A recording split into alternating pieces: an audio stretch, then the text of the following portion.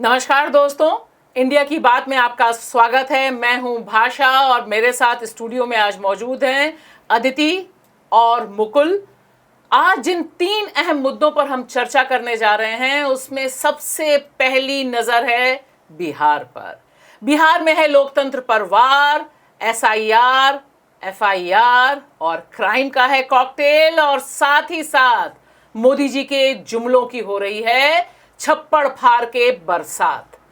दूसरा मुद्दा है असम, जिस तरह से एक नई कहानी कह रहा है और वहां के जो मुख्यमंत्री हैं, जो नफरती बोल के लिए कुख्यात हैं, हेमंत विश्व शर्मा, उन्होंने अपने दोष को मढ़ दिया है नेता प्रतिपक्ष कांग्रेस के नेता राहुल गांधी पर और कहा है कि जिस तरह की हिंसा हो रही है असम में, उसका दोष कांग्रेस के ऊपर जाता है। और तीसरा सवाल जिस पर टिका है लोकतंत्र, संसद का मानसून सत्र शुरू होने जा रहा है 21 जुलाई से। क्या विपक्ष घेर पाएगा इस बार मोदी सरकार को? क्योंकि तैयारी तो वो लंबे समय से कर रहा है, मांग भी कर चुका है कि स्पेशल सत्र बुलाया जाए, लेकिन फिलहाल देखना दिलचस्प होगा कि किन मुद्दों पर होगा घमासान इस संसद के सत्र में। सबसे पहले बिहार, बिहार और बिहार। बिहार के मोतिहारी में दिखाई दे रहा है कि मोदी जी जुमलों पर जुमलों की बरसात कर रहे हैं। अलग ढंग के जुमले फेंके हैं, वादे दर वादे किए हैं, लेकिन इसी बीच जो उनके नेतृत्व में सरकार चल रही है नीतीश बाबू की, वह कुशासन में तब्दील हो चुकी है। हत्याएं दर हत्याएं हो रही हैं। 13-14 दिन में 50 हत्याओं का रिकॉर्ड बन चुका है। और पत्रकार अजीत अंजुम पर जो एफआईआर की गई है सच दिखाने के लिए, उस पर भी मचा हुआ है सियासी घमासान। वोटबंदी, उसका जो दोधारी तलवार है वह तमाम मतदाताओं पे लटकी हुई है। इस पर क्या है पंच, बताएंगे मुकुल। हाँ भाषा, मेरा मानना यह है कि एक पत्रकार पर एफआईआर जो एसआईआर को लेकर की गई है, उससे ही ये पता चल जाता है कि इसमें कितनी बड़ी धांधली हो रही है। और साथ ही जो क्राइम वहाँ हो रहे हैं, तो लग रहा है कि इस बार इस चुनाव को कई तरह से प्रभावित करने की कोशिश की जा रही है। भाषा, इस पर क्या है आपका पंच? मुकुल, मेरा साफ मानना है कि बिहार बिल्कुल दूसरे ढंग का एक कॉकटेल पेश कर रहा है कि लोकतंत्र की हत्या कैसे की जा सकती है। एक तरफ वोटबंदी दिखाई दे रही है, तमाम मतदाताओं को एक भिखारी में तब्दील कर दिया गया है। वो कोशिश कर रहे हैं सुबह शाम कि उनका नाम इंक्लूड हो, और इसी बीच क्राइम दर क्राइम हो रहा है, गोलियां चल रही हैं। लेकिन मोदी जी हैं कि एजेंडा सेटिंग कर रहे हैं और खजाना खोल दिया है, तो खजाना खुला हुआ है और उधर तंत्र को हाईजैक करने की पूरी शक्ति चल रही है। अदिति, क्या है इस पे आपका पंच? भाषा, मेरा ये मानना है कि जो हमने चंडीगढ़ मेयर के इलेक्शन के टाइम में जो हमने टीजर देखा था, उसे एक 70 mm स्क्रीन पे खेले जाने की पूरी कवायद चल रही है।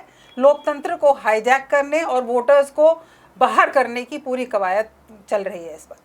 तो बिहार मुकुल जो दिखाई दे रहा है कि बड़ा घमासान है और मोदी जी पूरी तैयारी में है अपने चिरपरिचित अंदाज में। लेकिन बिहार की धरती थोड़ी अलग सी धरती है। इसमें एसआईआर है, यानी स्पेशल इंटेंसिव रिवीजन, जिसे पॉपुलर नाम लोगों ने दिया है वोटबंदी का, वह चल रहा है। लेकिन क्राइम जिस तरह से हो रहा है उसने भी लोगों को बहुत परेशान किया है। आप कह रहे हैं कि ये सब कुछ मिला हुआ है। यह सब कुछ मिला हुआ कैसे हो सकता है? नहीं, मिला हुआ इसलिए है क्योंकि कई तरह से प्रभावित किया जा रहा है बिहार को एसआईआर के जरिए, जिसमें वोटर इसमें उलझे हुए हैं। क्राइम वहाँ पहले से ही काफ़ी है। हालांकि मोदी राज में या एनडीए के राज में, जो नीतीश और मोदी जी का राज है, उसमें क्राइम या को जंगल राज नहीं कहा जाता। बस लालू या मुलायम सिंह या अखिलेश यादव, इनको ही जंगल राज कहा जाता है। इसमें पूरा एक जो हमारी ब्राह्मणवादी व्यवस्था है और सोच है, और मीडिया में भी वो शामिल है, उसका भी एक उदाहरण मिलता है कि हम किस तरह के शब्दों का इस्तेमाल करते हैं। तो लगातार क्राइम हो रहे हैं। अगर कहीं और क्राइम होता तो अब तक जंगल राज का हल्ला मच चुका होता, लेकिन यहाँ नहीं है। तो ये जो क्राइम के जरिए, वहाँ क्राइम भी एक राजनीतिक हथियार है कई मामलों में। तो इस तरह से निपटाए जाते हैं एक दूसरे के माफिया, और अपने नए नए माफिया खड़े करने, जिससे एक वोटर में आगे जाकर दहशत पैदा हो। तो ये तो एक जुड़ी हुई चीज़ है। उधर आपने खजाने की बात बताई। खजाने कई बार खोले जा चुके हैं बिहार में। जा जाकर तो उन्होंने ऐसे फिल्मी अंदाज में बातें की हैं कि इतना दे दूँ, इतना दे दूँ, इतना दे दूँ। ये अजीब सा माहौल मुझे लग रहा है लोकतंत्र का उड़ाया जा रहा है। और मैं केवल बिहार को लेकर चिंतित होने का समय नहीं है, ये पूरे देश के लिए है, क्योंकि ये पूरे देश में जाएगा।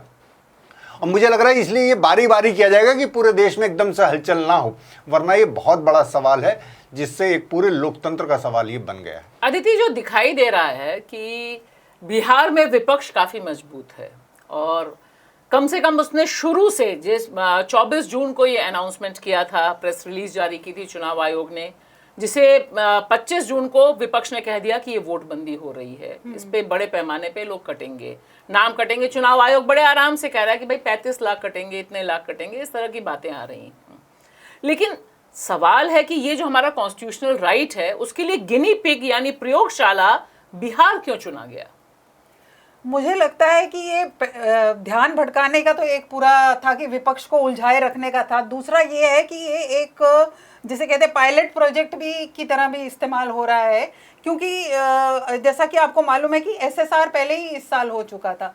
तो ये जस्ट ये इनका जो पूरा जो हिंदू राष्ट्र वाला एक जो डेमोग्राफिक चेंज का जो इनका जो एजेंडा है, जिसमें कुछ लोगों को बाहर करने का है, घुसपैठिए बोल के झारखंड में भी कोशिश की थी इन लोगों ने, ये पूरा इनका जो नफरती राजनीति है उसका एक एजेंडा है। और बहुत दुख की बात है कि इलेक्शन कमीशन, जिसको लोगों को नहीं लाइन में खड़ा होना चाहिए कि मुझे वोट देना चाहिए, वोट का अधिकार एक हमारा फंडामेंटल मौलिक अधिकार है, उसके लिए लोगों को इतना मतलब जिसे कहते हैं हैरेस किया जा रहा है। मैं यही उम्मीद रखती हूँ कि सुप्रीम कोर्ट के कहने के बाद शायद ईसीआई कुछ इसका संज्ञान ले और कुछ लोगों फिलहाल तो अब 26 तारीख आ ही रही है और जो 3 कार्ड्स उन्होंने बोले थे उस पर तो कुछ सुना नहीं।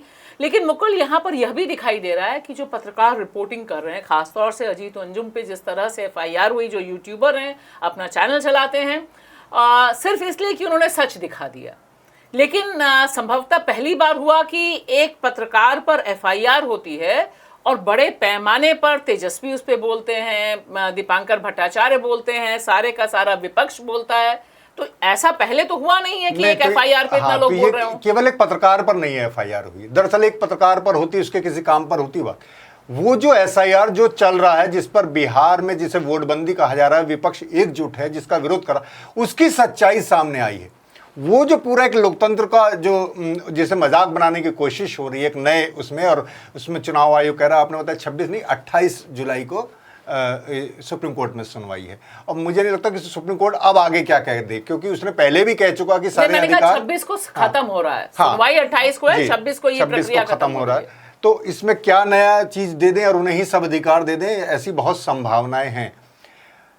लेकिन पत्रकार का मामला केवल अजीत अंजुम का मामला नहीं है, दरअसल ये उस एसआईआर के घोटाले का मामला है जिसमें बीएलओ खुद ही साइन कर रहे हैं, बीएलओ खुद ही फोटो लगा रहे हैं, उनके नाम लिख रहे हैं। इस तरह कैसे होगा? मतलब जिस बात के लिए कहा जा रहा है, ये काम किया जा रहा है, वही इतना गड़बड़ है, तो ये तो फिर बड़ी गंभीर बात है। क्योंकि देखिए अदिति, इसे लेकर मुझे लगता है किसी को भ्रम नहीं है।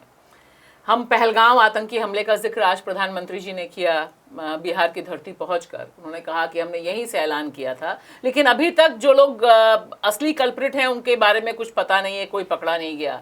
लेकिन 8 करोड़ मतदाताओं को आप 1 महीने के भीतर उनका वेरिफिकेशन कर रहे हैं, सारी चीजें कर रहे हैं, तो इंटेंशन पे तो मुझे लगता है कम से कम बिहार और लोकतंत्र चाहने वाले लोगों को कोई भ्रम इसमें है नहीं। भाषा, मैं तो ये पूछती हूँ कि सही मानों में वेरिफिकेशन हो कहाँ रही है? जिस तरह से दिखाया गया, एक यूट्यूबर ने भी दिखाया है कि भाजपा की एक वहाँ की जिला अध्यक्ष वहाँ बैठी हैं और अपने आप को समाज सेविका कह रही हैं, वहाँ बैठी हैं। तो क्या ये वेरिफिकेशन है? सही मानों में वेरिफिकेशन अगर सही में ईसीआई का ये है कि उन्हें प्यूरिफाई करना है वोटर लिस्ट, तो तरीके हैं और इतने सालों से हो रहे हैं रिवीजन। ये तो पूरी एक राजनीतिक मंशा इसमें लग रही है, जिसका ईसीआई जो है बिल्कुल ही जो है वो रूलिंग डिस्पेंसेशन के पूरे उसके। लेकिन एक संक्षिप्त टिप्पणी आप दोनों की चाहूंगी मैं कि देखिए, खबरें आनी शुरू हो गई, जो इन खबरों का इंतजार था। यहाँ एक और देश जुड़ गए, 2 देश अलग से और जुड़े हैं जो बाकी जगहों पे नहीं थे। मतलब बांग्लादेशी तो हैं ही, नेपाल के भी हैं और म्यांमार के भी लोग आ गए हैं। मतलब मिजोरम से कूद के आए, कहाँ से आए, लेकिन फिलहाल आ गए। और यह नरेशन बिल्डअप है। आज सम्राट चौधरी का इंटरव्यू इंडियन एक्सप्रेस में लंबा चौड़ा छपा है और उससे एजेंडा सेटिंग है कि भाई इतने लोग हैं तभी तो डोमिसाइल मांग रहे हैं। तो ये जो एजेंडा सेटिंग है, इसे कैसे मुकुल संक्षेप में बताइए, आपके हिसाब से काउंटर किया जा सकता है या नहीं? नहीं, करना तो पड़ेगा ही। और देखिए, चाहे वो 9 जुलाई की हड़ताल हुई, जनता ने दिखाया, चाहे वो पूरा विपक्ष वहाँ इकट्ठा है एक साथ, ये वो दिखा रहे हैं वहाँ की जनता इतनी जागरूक है राजनीतिक तौर पर। हालांकि वहाँ जागरूक होने के बावजूद 15-20 साल से एनडीए का ही शासन है और वो सब चीज़ें भुगत रहे हैं, चीज़ें बदल रही, क्योंकि वो एक अलग तरह की राजनीति है। पर मेरी चिंता ये है, मैं जो एक और बात जोड़ना चाह रहा था इसमें, क्योंकि अभी तो ये बिहार निपटेगा, जैसे तैसे ये हो जाएगा, कुछ चीज़ें डाइल्यूट हो जाए, कुछ समय सीमा की बात हो जाए, पर अब आने वाले 2026 के चुनाव में सब जगह लागू होगा, फिर पूरे देश में लागू होगा। तो फिर एक जाति जनगणना की जो बात थी, अब वो चीज़ पीछे चली गई। अब ये नई जनगणना हो रही है जिसमें आपको नागरिक ही साबित करना होगा। तो फिर वो कितने लोग बचेंगे जब हम पे वोट का अधिकार ही नहीं रह गया, हम नागरिक नहीं रहेंगे। तो एक तो ये बड़ी बात है। अच्छा, वो म्यांमार जोड़ा, म्यांमार भी इसलिए जोड़ा क्योंकि वो रोहिंग्या से जोड़ते हैं म्यांमार, यानी सब जगह मुसलमान से वो जोड़ते हैं बात को। और नेपाल से, नेपाल तो उनके लिए एक बड़ा पुराना, पहले तो हिंदू राष्ट्र ही रहा, उसको भी अब वो उन्होंने उस तरह से देख रहे हैं। तो ये एक भेड़िया आया दिखाकर एक यहाँ की जनता को किसी तरह शांत किया जाए, जिससे वो पूरा विद्रोह ना हो पाए कि हमारे खिलाफ नहीं है। जैसे एक मिनट, जैसे हम सोच रहे थे कि सीए जैसे पहले आया था, तो हम सोचते थे ये तो इसमें तो मुसलमानों को शामिल होना नहीं होना ये तो अलग मामला। हम सब चीजें अलग अलग काट के देख रहे हैं, वो सारी चीजें सीरीज में चला रहे हैं, एक एक एक एक एक एक, और देखेंगे हम एक दिन कि हम निहत्ते खड़े रह जाएंगे, हम पे कोई अधिकार नहीं होगा। अदिति, आप कैसे देख रही हैं कि फाइनली आपको क्या दिखाई दे रहा है? अब 1 महीना होने आ रहा है इस पूरी प्रोसेस को। भाषा, मुझे उम्मीद है क्योंकि विपक्ष इस बार इंडिया ब्लॉक जो है वो बहुत ही, जिसे कहते हैं, तैनात है और इसके ऊपर पूरी तरह से लामबंद है। और दूसरा, एनडीए के खुद के घटक दल चंद्रबाबू नायडू ने बोला है कि इसे सिटीजनशिप से ना जोड़ा जाए। तो ये भाजपा के अंदर खुद भी प्रेशर है। अब देखा जाएगा कि चुनाव आयोग सुप्रीम कोर्ट के कहने पर आगे किस वोट का राइट रखते हैं कि नहीं रखते हैं हर सिटीजन का। मुझे बस ये लगता है कि बिहार बड़े आंदोलनों की धरती रही है और यहाँ पर आंदोलन की वजह से ही जयप्रकाश नारायण का भी आंदोलन हुआ था, वह भी लोकतंत्र को बचाने के लिए आंदोलन था।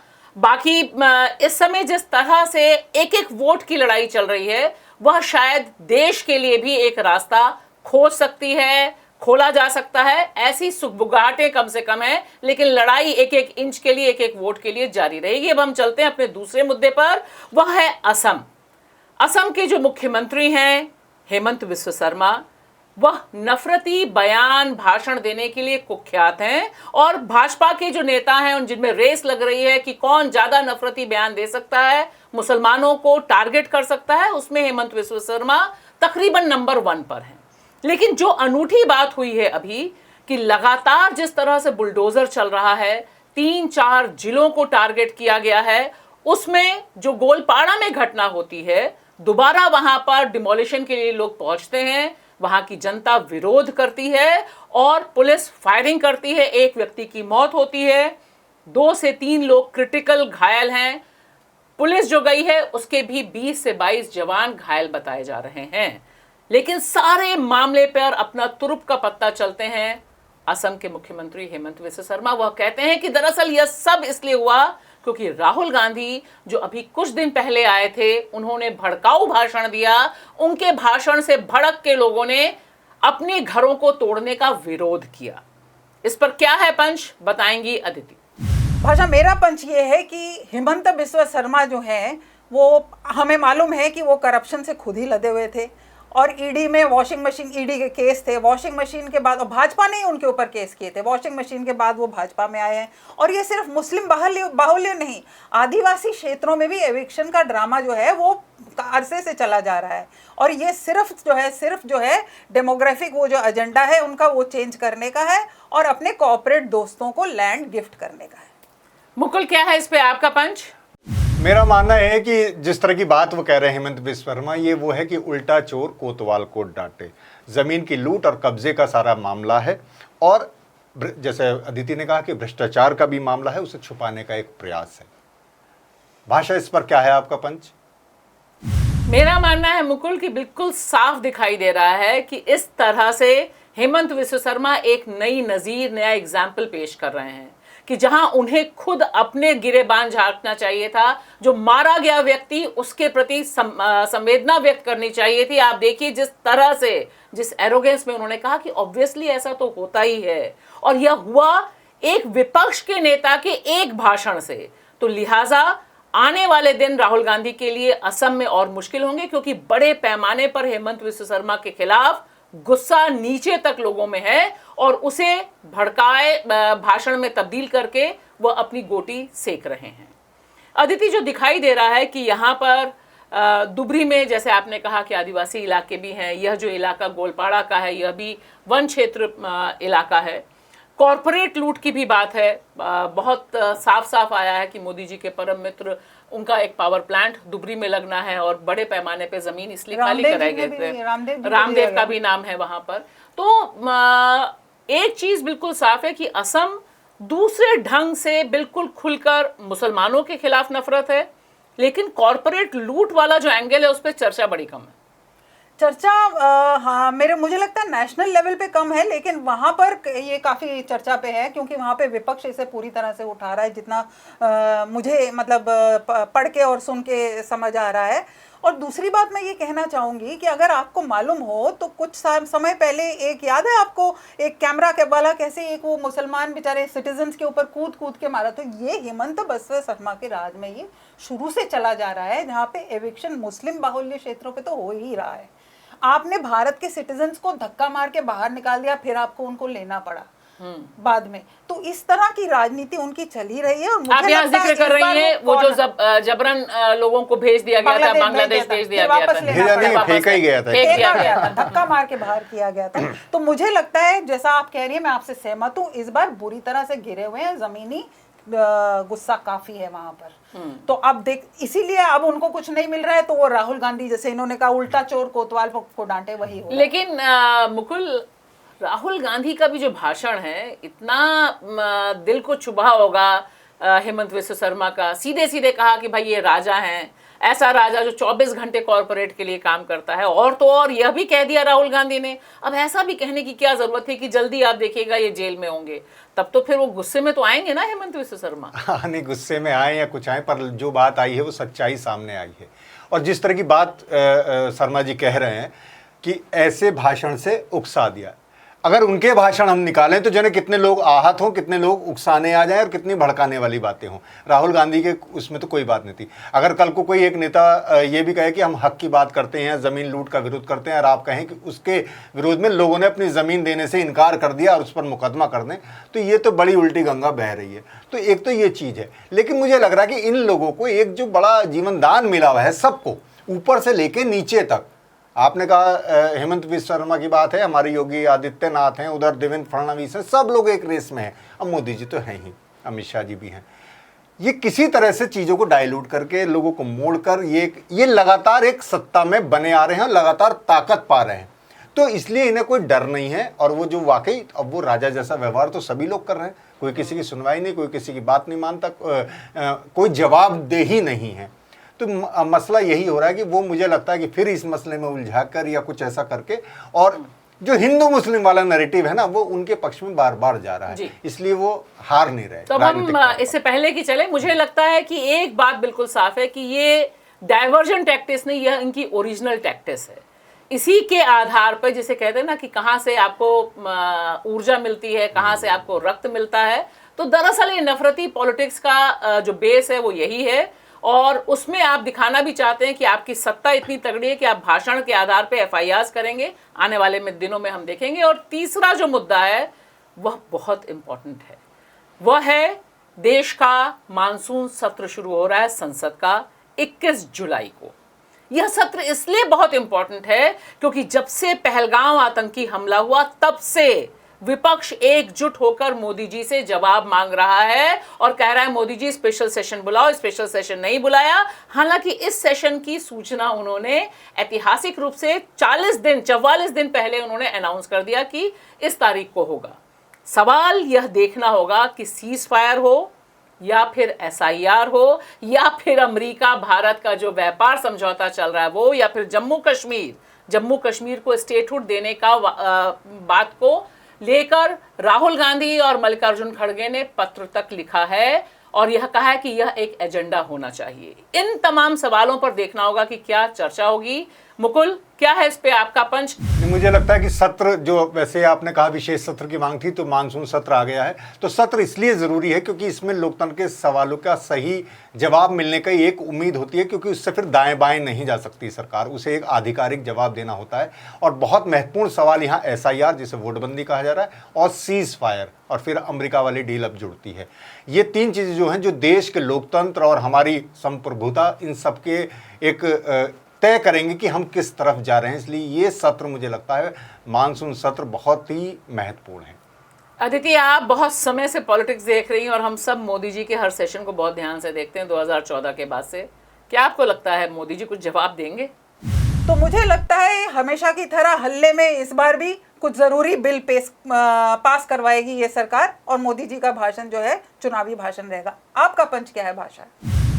अदिति, मुझे साफ लगता है कि इस सत्र में विपक्ष और पक्ष के बीच, यानी मोदी सरकार के बीच में और इंडिया गठबंधन सहित बाकी पार्टियों के बीच में जबरदस्त टकराव होगा, और उसमें कई अहम मुद्दों पर विपक्ष इस समय घेरने की स्थिति में है। जिस तरह की रणनीति बन रही है उसमें भी उम्मीद है, क्योंकि सबके लिए यह मरो या जियो का क्षण है, क्योंकि सबकी गर्दन फंसी है। पश्चिम बंगाल से लेकर हमने देखा आंध्र प्रदेश, तो सब एक साथ आएंगे, नहीं तो उनके लिए जिंदा रह पाना बहुत मुश्किल होगा। मुकुल, जिस तरह से अभी हमने देखा है कि इससे पहले कि जितने सत्र रहे हैं, घिरने के लिए बहुत मौके थे। वक्फ बोर्ड बिल था, सब कुछ था, लेकिन शिकन नहीं आती मोदी जी के चेहरे पर। क्या कारण है इसका? देखिए, मैंने पहले भी जो बातें कही उसी से ये जुड़ती है कि शिकन इसलिए नहीं आती क्योंकि वो अपने जुमलों में और अपनी भाषण में, आप देखते हैं कि क्या होता है जब लास्ट में उनका ही भाषण होगा, क्योंकि जितने सवाल जवाब आएंगे प्रधानमंत्री का वो होगा,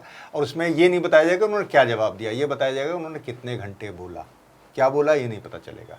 उसमें थोड़े नेहरू जी आ जाएंगे, थोड़े कुछ आ जाएंगे। और मैं एक और चीज़ याद दिला दूँ आपको, इतने महत्वपूर्ण मुद्दे हैं, मुझे नहीं लगता कि इस सत्र में वो समाहित हो सकते हैं। फिर सबसे बड़ी बात जो है, इस पे काम रोको तक की बात हो रही है, चाहे वो SIR है, चाहे वो सीज फायर है। तो इस पे बहुत संसद चलने की मुझे उम्मीद नहीं है, और बीच में 15 अगस्त आ जाएगा, और लाल किले से जो भाषण होना है वो तो मोदी जी का, वही मुझे लगता है कि सत्र वत्र तो सब गया पानी फिरेगा। ये भी भाषण और उसकी ही बातें सब चलेंगी, और वो उसमें जो चाहे वो बोल सकते हैं। अदिति, लेकिन ये बताइए कि इस समय इंटरनेशनल खबरों के हिसाब से भी मोदी जी और सरकार काफ़ी घिरी हुई है। सिर्फ सीज फायर ही का सवाल नहीं है कि पहलगाम में जो उनके परम मित्र करीब 25-30 बार बोल चुके हैं ट्रम्प महोदय कि हमने सीज फायर कराया, हमने सीज फायर कराया। फिर उसके बाद डिफेंस के कई लोग बोल चुके हैं कि क्या हुआ। फिर डोवाल जी बोल चुके हैं।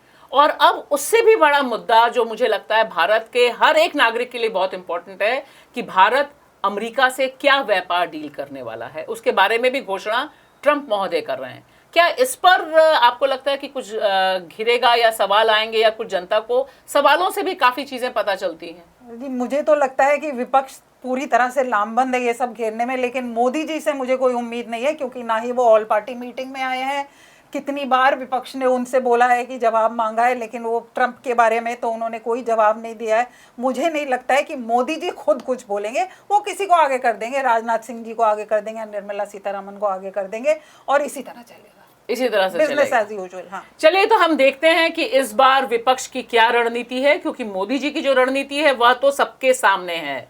वह जुमलों की जो बरसात चल रही है, खजाना खुला है, बिहार है, उसके बाद पश्चिम बंगाल और उसके बाद आसाम, सबकी तैयारी है। लेकिन विपक्ष के लिए भी यह बहुत ही क्रिटिकल जंक्चर है, और सिर्फ विपक्ष नहीं, दरअसल 140 करोड़ भारतीयों के लिए भी, हमारे लोकतंत्र के लिए भी बहुत ही इंपॉर्टेंट घड़ी है। देखना दिलचस्प रहेगा कि संसद के भीतर और संसद के बाहर क्या गुल खिलता है। शुक्रिया।